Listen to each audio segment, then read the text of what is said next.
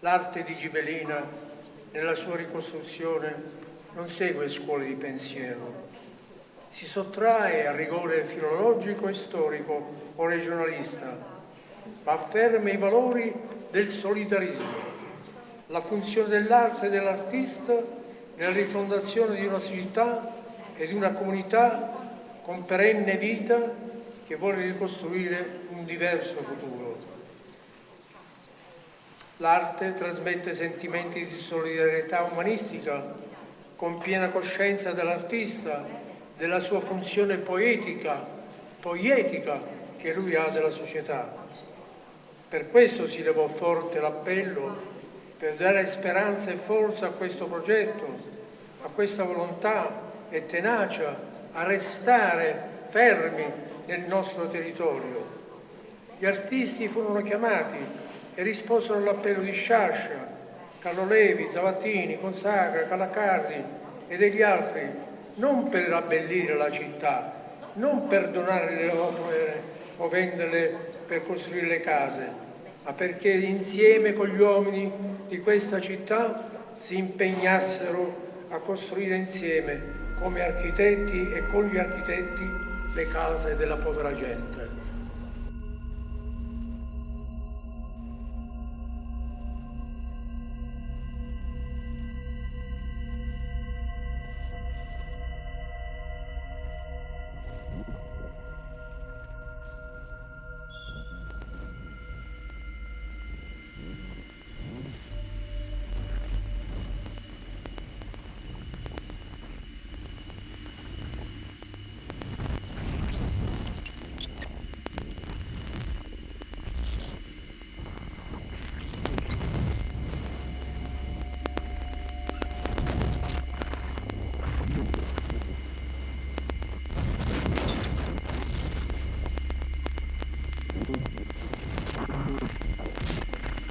Furono le risposte collettive della popolazione del comune a punteggiare la città con le opere d'arte come riferimenti identitari all'anonimato del piano di New Town del governo.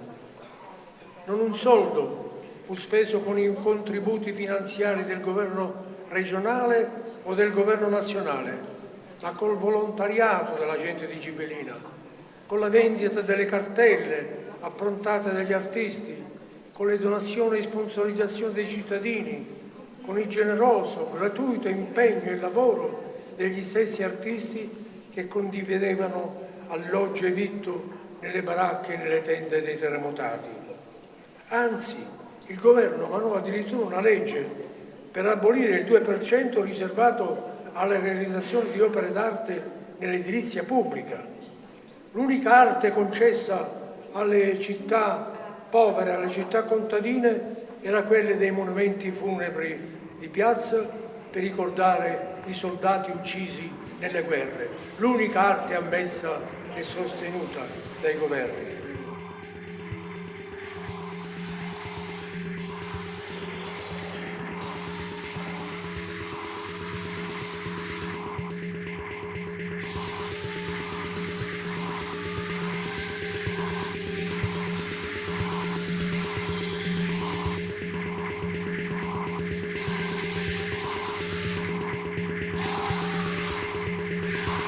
Devo dire a malincuore che è uno strumento normativo che si conosce poco. Partiamo ammettendo questa evidenza e allo stesso tempo, visto che stiamo parlando di una legge del 49, è uno strumento che in qualche modo ha una storia e un percorso che in qualche modo è stato confermato nel corso degli anni, non è stato mai messo in discussione. Quindi diciamo, possiamo definire questa legge essa stessa un vero e proprio monumento da un punto di vista normativo e anche da un punto di vista programmatico sull'importanza di conservare e valorizzare la bellezza nel nostro paese e quindi spingere le diverse amministrazioni, quanto ci riguarda i comuni, liberi consorzi comunali e le città metropolitane, a utilizzarlo con piena consapevolezza. Prossima fermata, 27 maggio.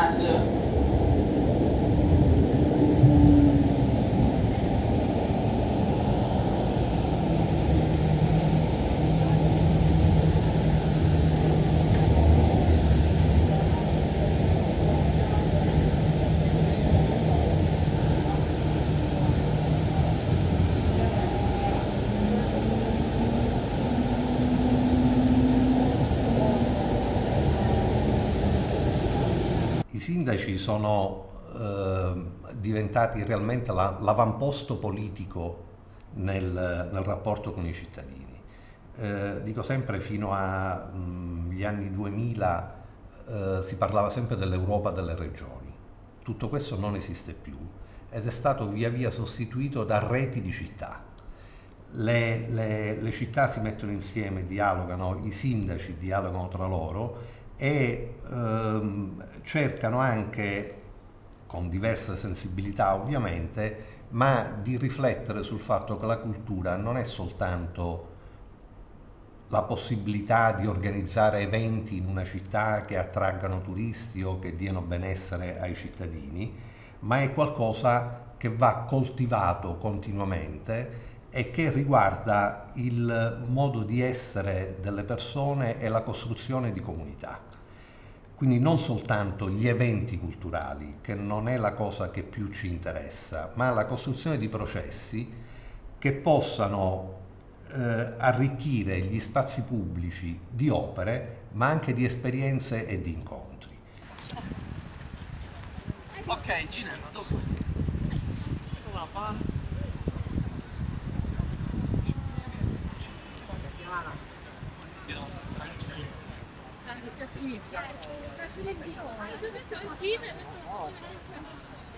Se guardiamo le nostre città, il tema della bellezza si pone, il tema della valorizzazione dell'arte è una urgenza assoluta rispetto anche, come dire, alla condizione e da un punto di vista urbanistico e da un punto di vista anche talvolta della condizione dei servizi.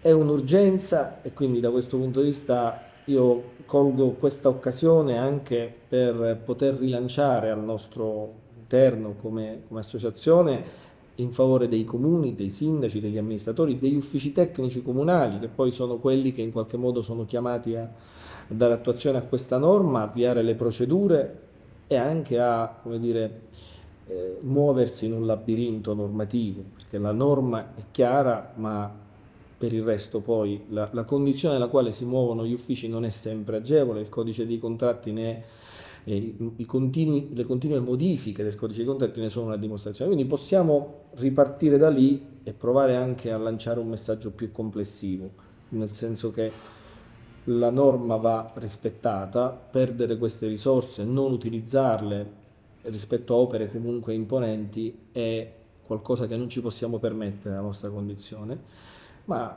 forse vale da monito rispetto a come il pubblico deve operare nell'attività quotidiana e quindi capire che l'importanza dell'arte e della bellezza nelle città è un valore comunque, a prescindere che ci sia una imposizione normativa. Credo che su questo però, onestamente, a proposito di stato dell'arte, ci sia ancora tanto da fare. Io credo che la legge del 2%, la possibilità che questa legge venga realmente attuata e che venga realmente utilizzata, soprattutto in un momento in cui in Italia gli investimenti in opere pubbliche dovrebbero essere sostanziosi per i finanziamenti che arrivano, il PNRR, eccetera, possa essere veramente l'occasione per riportare l'arte e la cultura al centro dell'esperienza quotidiana delle persone. Questo sia perché tu hai la possibilità di vedere un'opera d'arte all'interno della tua città, sia perché la presenza di artisti che lavorano in quella città produce contaminazioni. E allora io credo che l'attenzione sul manufatto artistico, di qualunque tipologia e a qualunque disciplina appartenga, vada visto come il risultato di un processo e al tempo stesso anche come inizio di ulteriori processi di aggregazione, di luoghi che vengono riaperti, che vengono frequentati, cercando di immaginare che in questo modo la dimensione culturale dei cittadini possa crescere e che possano ritrovarsi dei valori intorno a una comunità di condivisione per visioni di futuro diverso, possibilmente facendo in modo che il riconoscere valori identitari non determini chiusura delle comunità, ma determini al contrario, all'opposto, apertura e contaminazione con tutti coloro che arrivano nel proprio territorio. Il mio percorso da gallerista, ma da amante dell'arte, sicuramente mi ha permesso di conoscere grandi maestri dell'arte contemporanea. Uno dei momenti sicuramente più belli che posso mettere nel mio bagaglio di esperienze e di rapporti vissuti è stato quello con Hidetoshi Nagasawa, uno dei maggiori scultori del XXI secolo, che con la Sicilia ha tantissimo.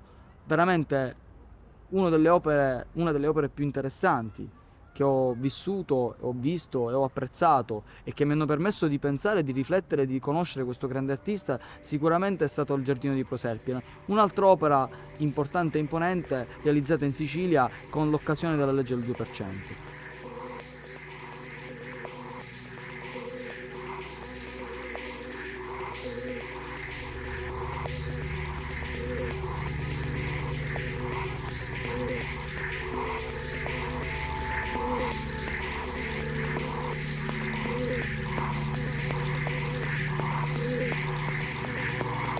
Quel lavoro di Hidetoshi è un lavoro affascinante, è un giardino dove si trascorre un po' l'esperienza di questo grande artista. E Hidetoshi che mi ha permesso di andare a casa sua, a conoscerlo, era legato a quelle zone. Perché? Perché la sua casa estiva, per questo artista, era a Castroreale, a 20 minuti circa da Barcellona Pozzo di Gotto. E questo era un legame importante, questo rapporto che lui teneva con questa provincia, con quel luogo, con quei luoghi che l'hanno accompagnato negli ultimi anni della sua vita. Tu però adesso ritorni spesso, no, qui in Sicilia, perché anche a Messina, no? Sì. E hai trovato anche questa opportunità di trovare qui della pietra, buona, bella pietra, no? Di questa cava. Sì. E si può quindi continuare a lavorare anche qua. Infatti l'anno scorso, in estate, due miei amici Sì? di Barcellona, di Pozzo di Gotto, mi ha portato diverse cave qui in Sicilia per farmi vedere questi marmi siciliani bellissimi, sì, che loro vogliono che io utilizzo per scultura. Certo. Però è arrivato ad Alberto, ha fatto prima lui. Fare qui. Ha una rapidità Sì, che sì. gli bisogna riconoscere ad Alberto. Sì. Il mio legame con lui parte da una chiacchierata a Castroreale in una casa bellissima con una visione, con un balcone che si guardava le olie, con una tazza di tè verde giapponese e in poche parole subito abbiamo trovato quel feeling che a volte non basta tra un gallerista e un artista, ma tra un giovane e un anziano che vuole trasmetterti tanto. Mi ha trasmesso tanto Hidetoshi Nagasawa, è stato uno dei tasselli più importanti della mia vita e sicuramente ho memoria di tutte le conversazioni che abbiamo fatto e sui progetti che avevamo messo in campo. Lui realizzò l'ultima sua mostra nella mia galleria.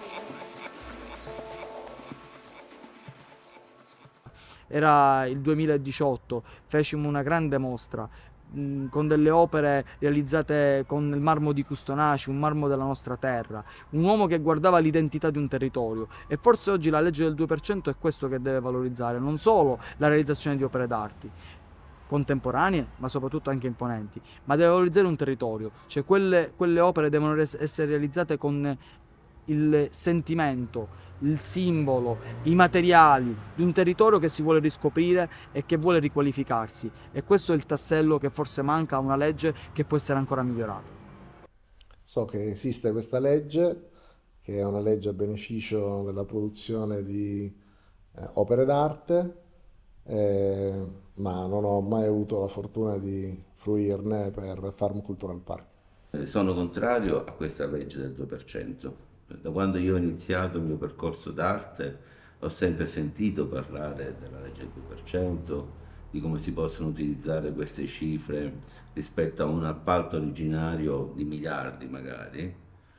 Ecco, la creatività di questa destinazione di soldi è limitata soltanto a un oggetto che viene progettato, a volte anche discutibile, è come un arredo che si pone alla base di questo palazzo, edificio pubblico, di una strada.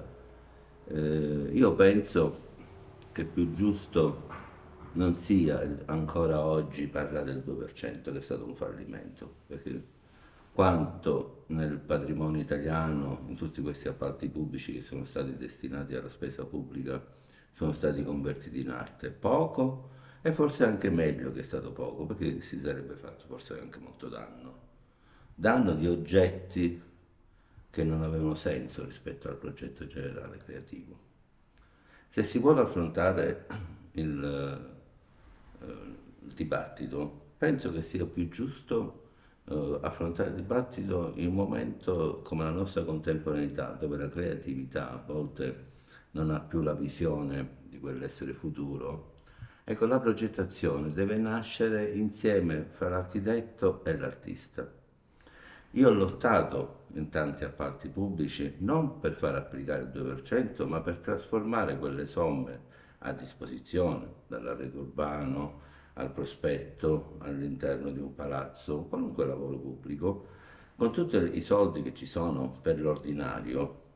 Ecco, se quell'ordinario viene affidato non all'acquisto col catalogo dell'oggetto, della materia, ma a un artista, l'artista e l'architetto insieme forse potrebbero condividere un processo di creatività che non trova il senso nella rappresentazione dell'arte al 2%, ma trova il senso in un'armonia creativa fra l'architetto e l'artista. Quindi continuare a parlare del 2% è offensivo per l'arte, per l'artista, qualunque artista di qualunque livello.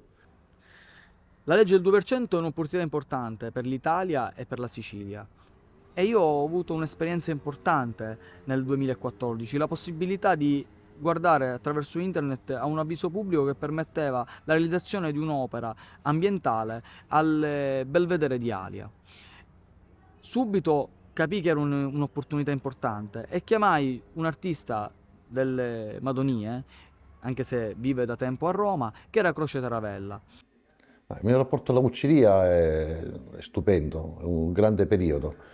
Inizia nel 90, io venivo da un'esperienza ero stato a Roma per un paio d'anni, lavoravo come assistente scenografo qui alla RAI, torno di nuovo a Palermo, anche perché quel lavoro non mi interessava molto, volevo dipingere, fare proprio le mie cose e lì non avevo spazio, quindi torno lì, mi avvicino alla Vucciria con un mio amico Marco Incardona, un grande pittore, fra l'altro sì, eravamo in accademia poi assieme, avevamo frequentato l'accademia negli anni '80 e poi siamo tornati, ci siamo rivisti lì alla Vucciria e mi ha portato in questo posto fantastico alla Taverna Azzurra.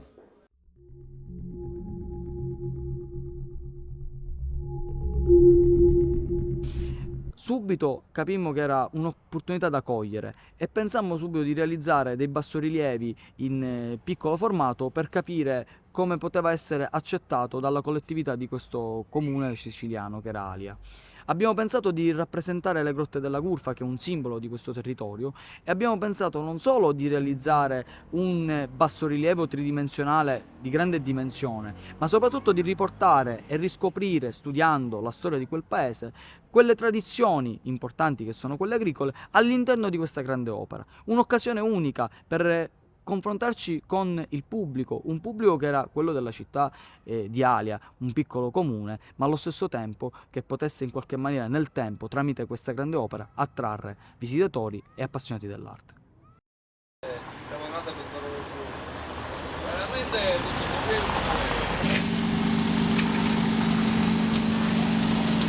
tutto Vai, bello, qualche altra macchina spassa dopo, vai, vai.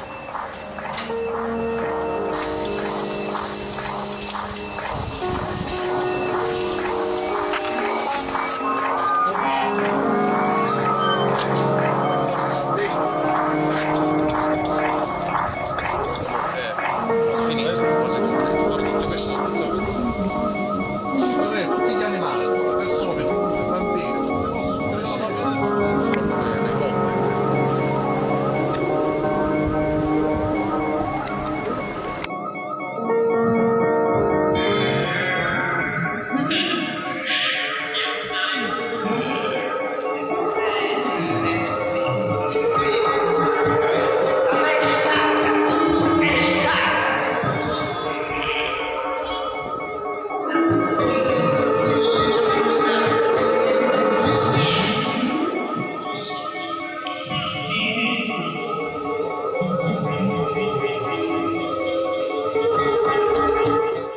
Lì in pratica ho conosciuto altre persone, mi sono abituato sul posto, da lì piano piano abbiamo iniziato a fare anche, c'è un'altra associazione d'arte contemporanea che abbiamo creato questo gruppo lì in questo Palazzo Rammacca, e poi insomma il destino poi si vuole che il Palazzo Rammacca è stato sempre presente.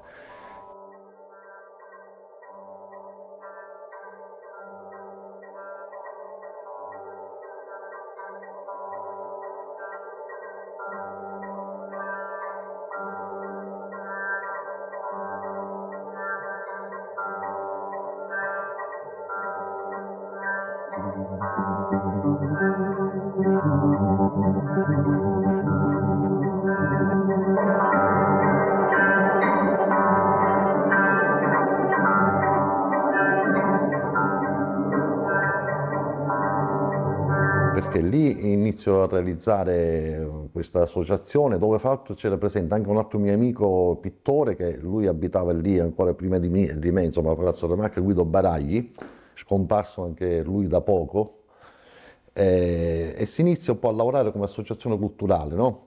D'arte contemporanea, moderna e contemporanea, con Falcone, Bramante, insomma abbiamo fatto un po' delle esperienze. Si è portato anche la mostra per esempio di Cunnels a Palermo, Beuys e altre cose, ma soprattutto era interessante il rapporto con il pubblico, con il popolo che abitava lì, quindi insomma dai negozianti, dai pescivendoli, le macellerie, insomma si creava questo clima proprio lì attorno alla taverna molto simpatico. E poi anche lì nell'associazione, poi negli anni, da lì insomma abbiamo sciolto questo gruppo e poi abbiamo realizzato quest'altra associazione con un gruppo fantastico, con Boris e Jürgen, insomma Jürgen austriaco, Boris tedesco, e da lì abbiamo iniziato a fare anche sempre esperienze artistiche, anche stage teatrali, insomma poi si creava un gruppo anche, se mi ricordo, australiani, francesi, tedeschi, insomma un po' di tutto, mi venivano anche presenze, anche se mi ricordo Nick Cave e altre persone, insomma, che bazzicavano sempre lì. Quando io arrivavo a Palermo nel 92, intanto arte contemporanea nello spazio pubblico non era veramente presente. E dirò per noi un bel po' di tempo, dopo che abbiamo fondato l'Associazione Culturale Mondo Tondo alla Vucceria, finché iniziò questo percorso con l'arte contemporanea nello spazio pubblico, esattamente con Uwe Jentsch. Oggi, dopo tanti anni, penso proprio così, che il luogo pubblico, Piazza Garafello, a Palermo, non l'ho scelto io. Invece, questo luogo pubblico ha scelto me. Uwe Jentsch è sicuramente l'artista che ho amato di più e che continuo ad amare di più, un artista straordinario come pochi ne ho conosciuti nella mia vita, forse nessuno direi.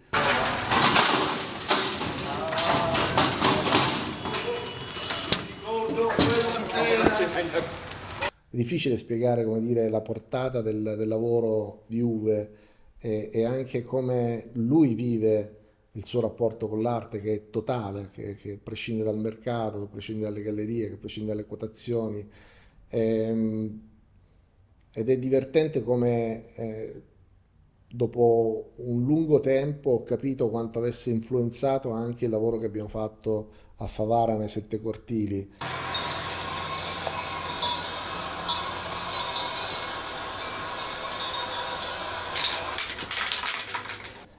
Senza saperlo, in realtà avevo assorbito quel suo modo di lavorare nella piazza, con la gente, con le persone del luogo, con i bambini, e in qualche modo ho filtrato da una sensibilità diversa, da altri artisti, ha anche in qualche modo influito a quello che abbiamo fatto a Favara.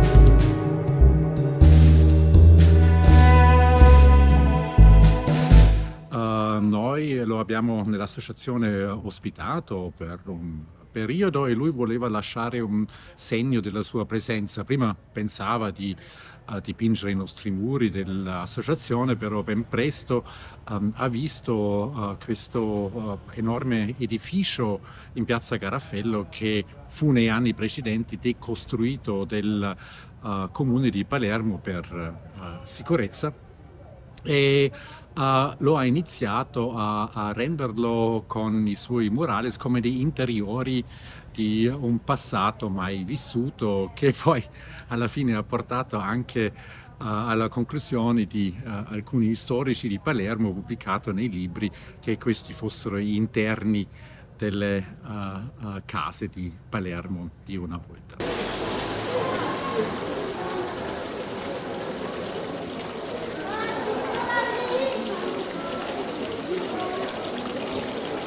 Tu? Madre e sorella. Sì, sì, Mamma. Mamma, sì, sì. Yes. Mamma. Tuo papà? Mamma. No. No, allora papà. Sì, Sorella. Comunque, ho creato dall'inizio, in questi 19 anni, permanenza attiva. E voilà.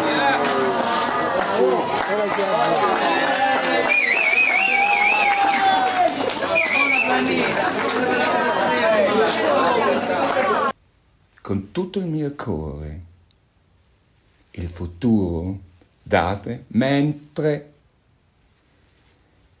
le istituzioni sono impegnati con i loro amici a contare i soldi e a dare a me, per questo luogo pubblico Piazza Raffaele a Palermo, tanti brutti notizie e belle informazioni. E con queste informazioni ho creato con il mio cuore, con la mia testa, con tutti i cittadini intorno, una bellezza.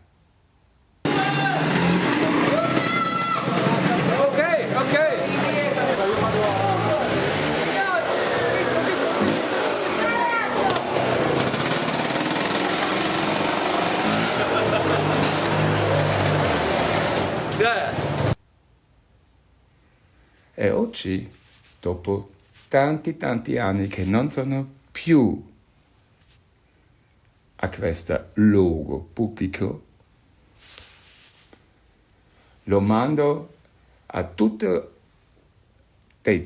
queste direzioni che abbiamo notato, dove sono presente tanta gente là, in questo luogo, in questa città Palermo, in questo bellissimo paese, Sicilia. Tutta questa gente ti portano oggi tanti soldi. E per questo sono felice, perché la Banca Nazione, che ho creato per almeno 10 anni, non c'è più.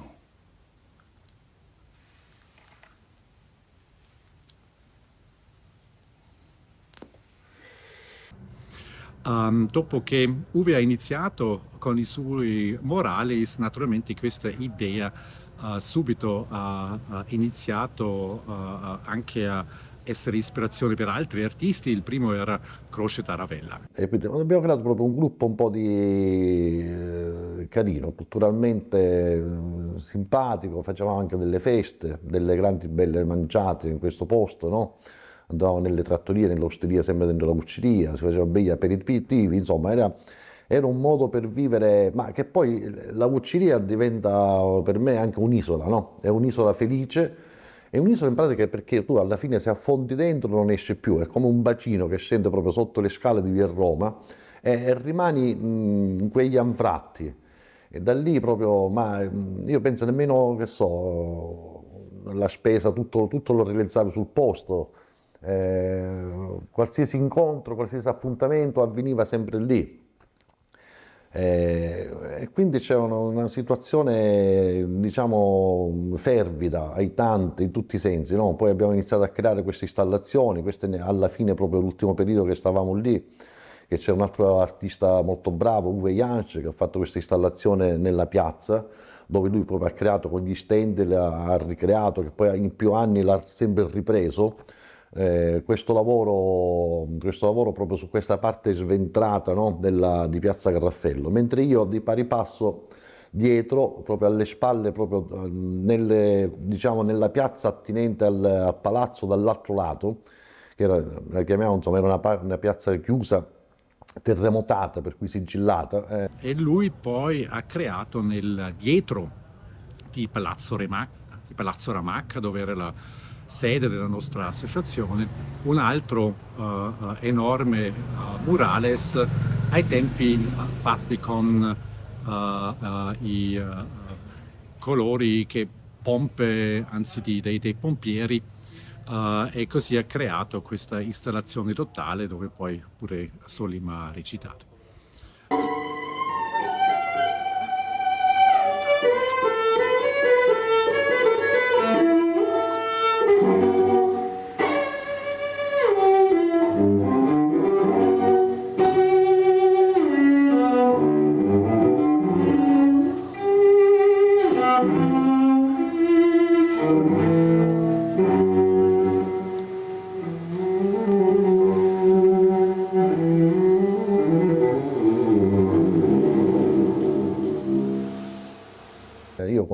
Quindi direttamente con una pompa a pressione iniziavo a dipingere tutti i palazzi tutto attorno che c'erano su questa piazza.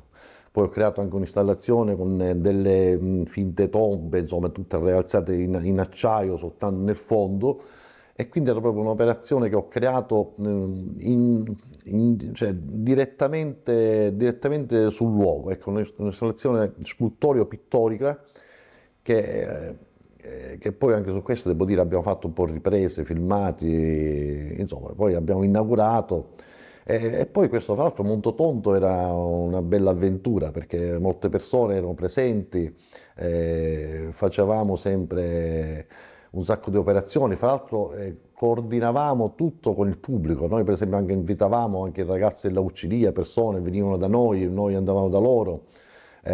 si creavano queste feste anche in piazza di bere vino, birra, filmati, documentari, partite di calcio quando c'erano i mondiali europei, insomma tutto una bella situazione, sì.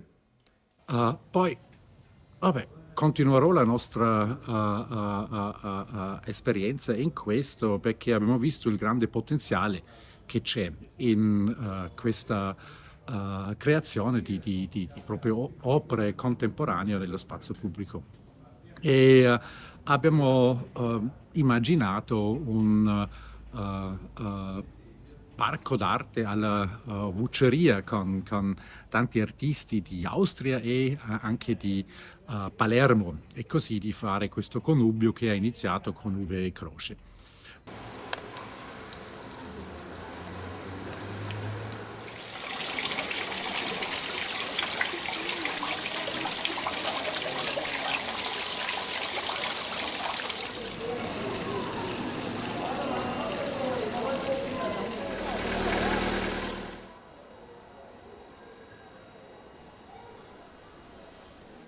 Io direi il tempo, meno male non piove più, però la luce va via fra poco.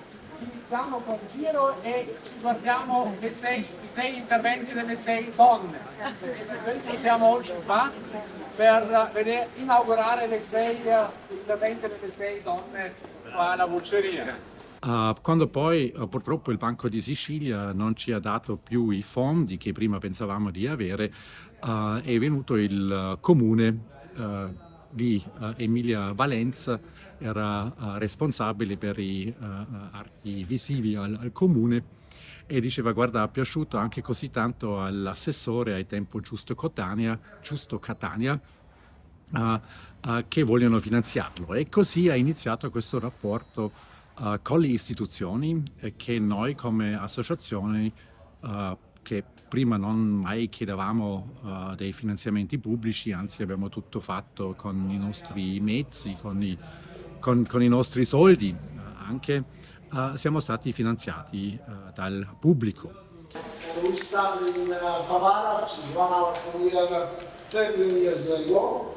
And now we are also in Mazzarino with 2 buildings, this one and the other one. Il mio rapporto con le istituzioni è, come dire, molto variegato, nel senso che quando si incontrano le persone belle, ovviamente i rapporti sono eccezionali e si riescono a fare delle cose importanti, come è accaduto qui a Mazzarino. Abbiamo trovato, come dire, una municipalità molto accogliente e combattiva per portare Farm a Mazzarino. Negli anni abbiamo avuto anche, come dire, dei momenti molto difficili di scontri, è capitato con il comune di Favara, ma probabilmente, diciamo, lo scontro più feroce è stato qui a Mazzarino con la sovrintendenza. È un rapporto complesso perché spesso le istituzioni fanno fatica a dialogare con l'innovazione, no? C'è da dire che è chiaro che diciamo, impiantare una foresta all'interno di un edificio in rovina non sta dentro nessuna categoria catastale, e ci vuole un certo grado di intelligenza e di apertura mentale per poter, come dire, trovare anche la dimensione normativa che giustifichi l'innovazione. Questo non accade spesso, talvolta, come dire, si preferisce tenere gli occhi chiusi, ma diciamo, credo che sia un problema strutturale del nostro paese che fa molta fatica a, come dire, a ragionare con tutte quelle istituzioni, con tutti quei progetti che in qualche modo spostano i confini e creano delle cose che fino a ieri non esistevano. L'arte non è arredo, l'arte non è superficie, l'arte è anima. E forse tutti gli architetti e gli ingegneri, collaborando con gli artisti che hanno una visione di quell'ordinario sempre nella dimensione straordinaria, come io ho fatto in tutti i miei processi artistici creativi, ecco, si potrebbero lasciare nel territorio nazionale delle opere d'arte che non sono più l'oggetto, ma è il processo. Un processo creativo che vuole avere come mission alla base di questa contemporaneità l'educazione alla bellezza. Educare alla bellezza è il senso del nostro tempo. Sono opere uniche con chiodo di vucciria. Questo chiodo di vucciria, Andrea.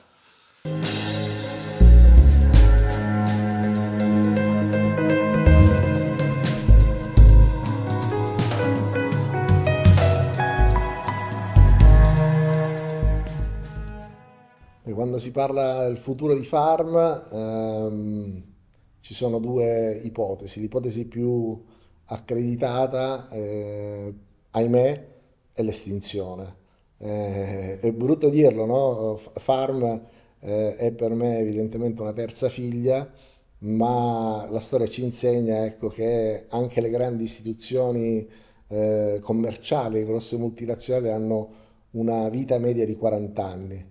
Ovviamente non è quello che ci auguriamo, non è quello per cui lavoriamo, c'è una piccola possibilità in realtà che Farm diventi una piccola multinazionale della cultura e dell'educazione che oggi ha in qualche modo sede in Sicilia, ma che potrebbe avere delle antenne in un tempo breve a Detroit, in Africa, a Macao in Cina, piuttosto che in altri posti nel mondo, per creare, ecco, questi ponti tra culture, tra diverse discipline, tra diversi pensatori, perché tutto quello che facciamo da 13 anni a questa parte all'interno di Farm, con l'arte, con l'architettura, si mette sempre al servizio delle persone, del modo di pensare, del modo di essere, del modo di vivere, cercando di migliorare noi stessi, migliorando i luoghi nei quali abitiamo.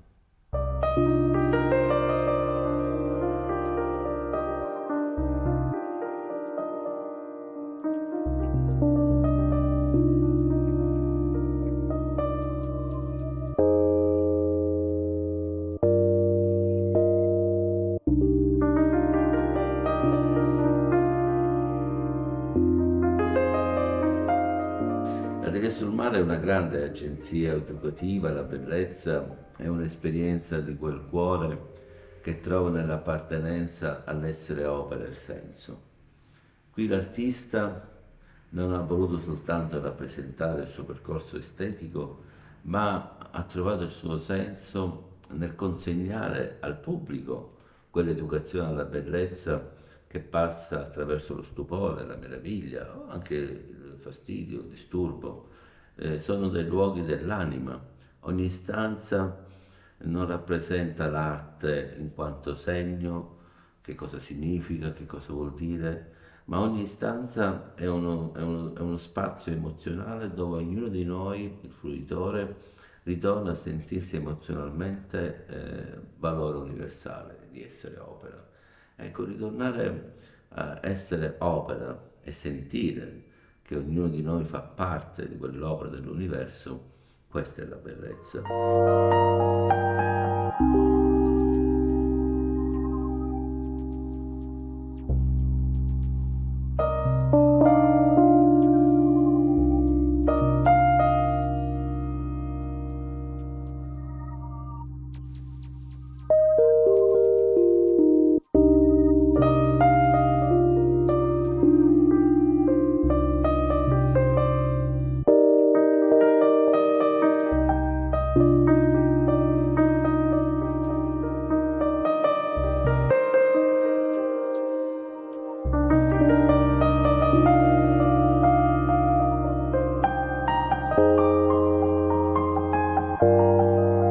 Quest'opera, dopo 40 anni, che è stata riconosciuta in tutto il mondo, è diventata meta internazionale, ancora oggi nella mia vita da eretico ho dovuto affrontare un'ennesima prova che non deve passare per il riconoscimento.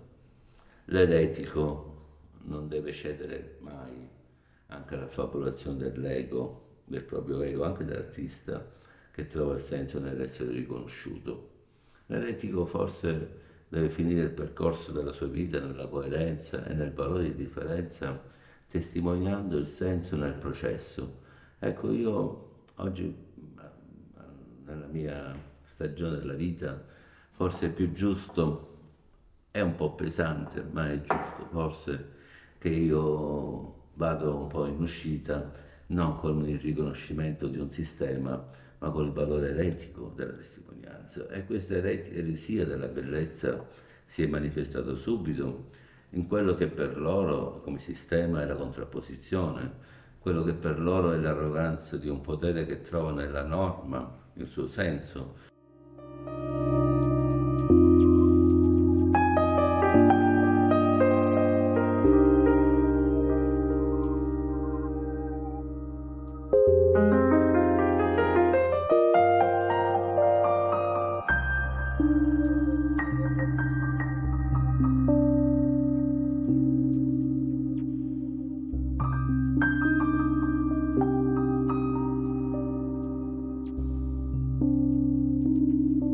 Anche qua io sono stato inquisito quest'estate di far parte sempre di un qualcosa che non è a norma, e io di questo ringrazio la vita che non sono a norma.